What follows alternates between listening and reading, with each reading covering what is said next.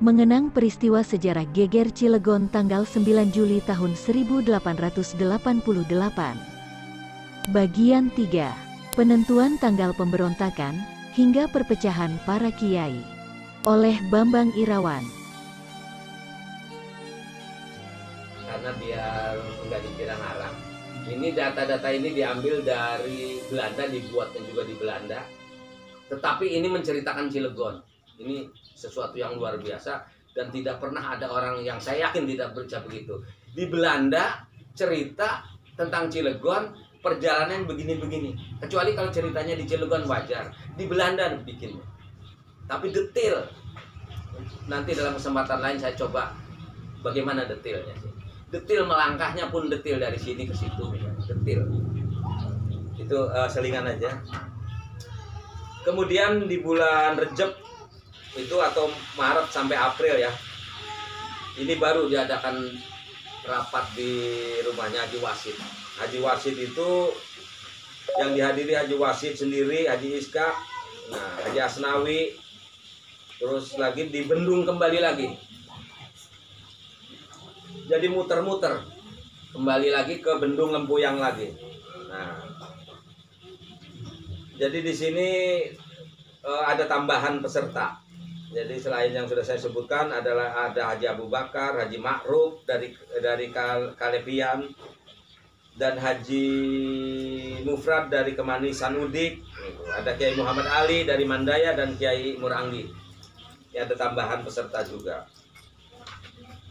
Terus kembali lagi dari ke Tanara lagi muter-muter ya. Nah ini menarik. Menariknya begini. Jadi terakhir rapat di Serang, di Kaujon. Itu mereka berebut tanggal. Kapan mau diserang gitu kan. Nah, di situ terjadi perdebatan antara Haji Wasid dan Haji Marzuki. Kalau Haji Marzuki menghendaki waktu beberapa saat lagi ke depan. Tetapi kalau Haji Wasid menghendaki di bulan September. Itu di bulan September 1888 maksudnya. Ini terjadi perdebatan sengit gitu.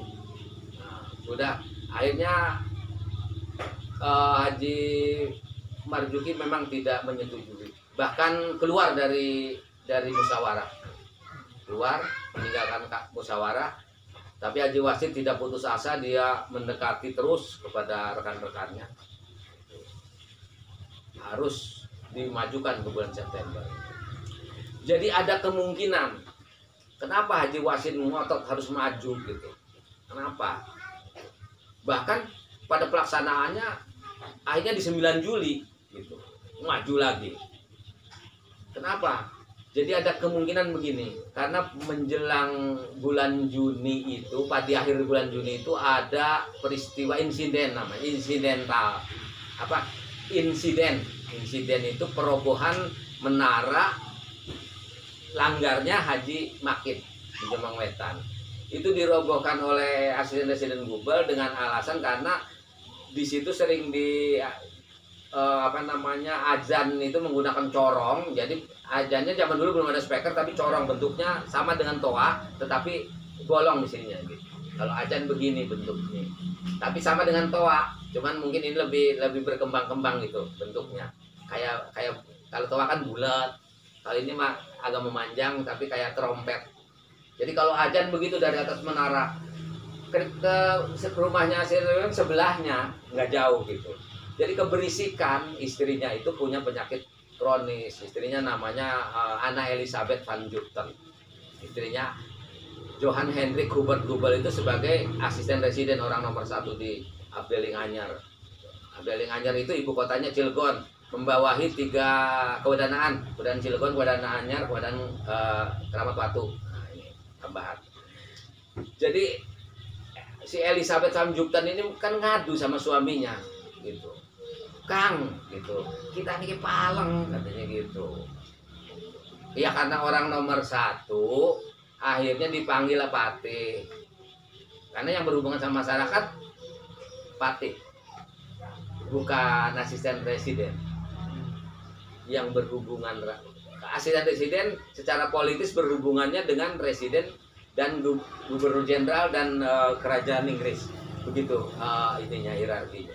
Tetapi hubungan komunikasi kemasyarakatan itu pejabat-pejabat yang ada di level bawahnya, yaitu patih, bupati, wedana, demang tadi itu. Nah itu yang langsung ke bawah.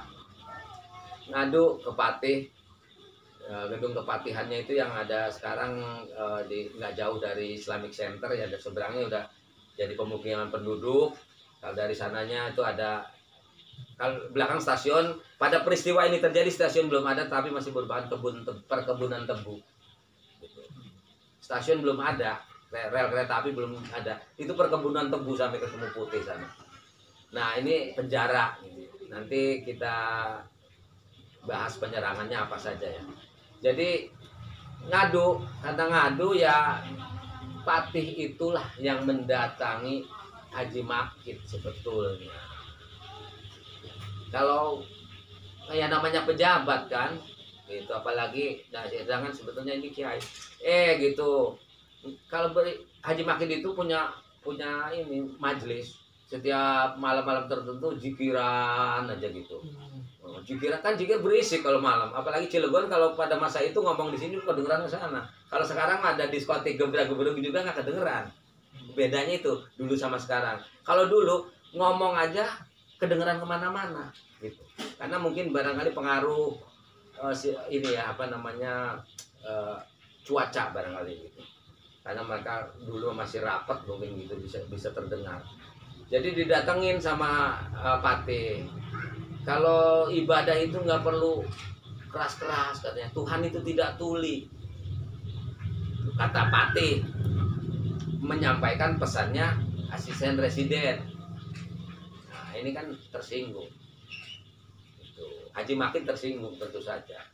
Apalagi besok mendengar ada menara dirubuhkan. Patih juga mengeluarkan namanya kalau sekarang mah apa ya? Perwal gitu ya. Perda gitu ya, dilarang satu gitu, arak-arakan gitu, dilarang melakukan apa kegiatan-kegiatan yang membuat ini. Jadi tentang undang-undang peraturan tentang ketertiban umum dikeluarkan waktu itu, nggak boleh. Jadi hajatan nggak boleh rame-rame kalau sekarang karena COVID ya. Kalau pada masa itu memang dilarang, tapi itu untuk Cilegon. Nah untuk Cilegon ya. Kalau untuk di luar Cilegon nggak ada, karena yang mengeluarkan itu mah lokal. Cilegon. Itu yang menyinggung perasaan Haji Makit. Akhirnya Haji Makit itu lari ke Bojonegara menemui Haji Wasid. Mungkin Haji Wasid juga panas. Akhirnya Haji Wasid menemui Haji Ahya. Nah, kalau rangkaian cerita ini memang ini analisa, bukan di buku ini ya, analisa. Karena analisa saya kenapa? Karena dikaitkan begini. Akhirnya sampai di Haji Ahya mungkin disampaikan bahwa ini gimana katanya sekarang nih daerah kita. Jadi yang dirobohkan itu cuma Jombang Wetan doang. Kalau masjidnya lain mah enggak. Menara lain enggak masalah gitu. Enggak. Cuman di sini ada enggak adil gitu. Kok kita doang yang diuyak-uyak gitu. Kata Haji Ahya kan di Jombang Wetan. Haji Wasid kan karena Haji Makitnya ngadu gitu. Ngadu. Kan sama-sama kiai gitu, sama-sama bersahabat. Jadi membantu menolong. Akhirnya Haji Ahya mengambil keputusan mengadakan rapat itu di tanggal 7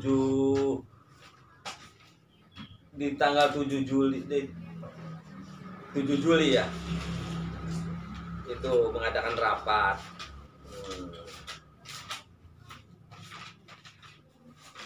Yang dihadiri tanggal 7 Juli itu. Jadi menariknya sini. Rapat biasanya di mana-mana yang sudah saya sebutkan tadi ya. Orang-orangnya juga sudah saya sebutkan. Tiba-tiba pada tanggal 7 Juli ada rapat di Jombang Wetan. Tiba-tiba ini. Padahal rapat ini udah matang. Udah matang, ini menarik nih. Di Jombang Wetan ada rapat tanggal 7 Juli itu dihadirinya oleh Haji Sangit dari Jaha, Haji Safiuddin dari Lewi Berem, Haji Madani dari Ciore, Haji Halim dari Cibeber, Haji Mahmud dari Triadodik, Haji Ishak dari Seneja, Haji Muhammad Arsad dari Penghulu Kepala Serang, terus Tubagus Kusen Penghulu Kepala Cilegon. beberapa orang ini memang bukan orang-orang yang aktif ikut, kecuali Haji Iskak ikut. Dan Haji Wasid nggak ikut di sini. Posisi Haji Wasid di Seneja. Ini rapat ini. Jadi rapat ini menariknya, kok orangnya orang baru. Tetapi ini yang menentukan akhirnya dari hasil di Jombang Wetan dibawa ke Seneja gitu. Yang membawa ke Seneja itu adalah para kiai ini ke sana. Setelah ada pemberitahuan dari istrinya Haji Iskak, katanya sudah siap di sana gitu. Para kiai sudah kumpul di rumah, berangkatlah semua ke sana. Sampai di sana rapat. Nah, yang tidak hadir kiai-kiai dari Terumbu. Tidak hadir. Setelah ketemu di sana dibahas, jadi ditentukan tanggalnya 9 Juli. Penasaran dengan cerita Geger Cilegon akan lebih menarik karena akan ada bagaimana para kiai yang tembus peluru walaupun sudah dibekali dengan ilmu senjata yang kebal dengan senjata, tetapi tetap tembus dan kekalahan Ki Wasid saat itu. Yuk kita tunggu bagian ketiga, tapi tetap like, komen, dan subscribe di channel Seputar Banten. Oke.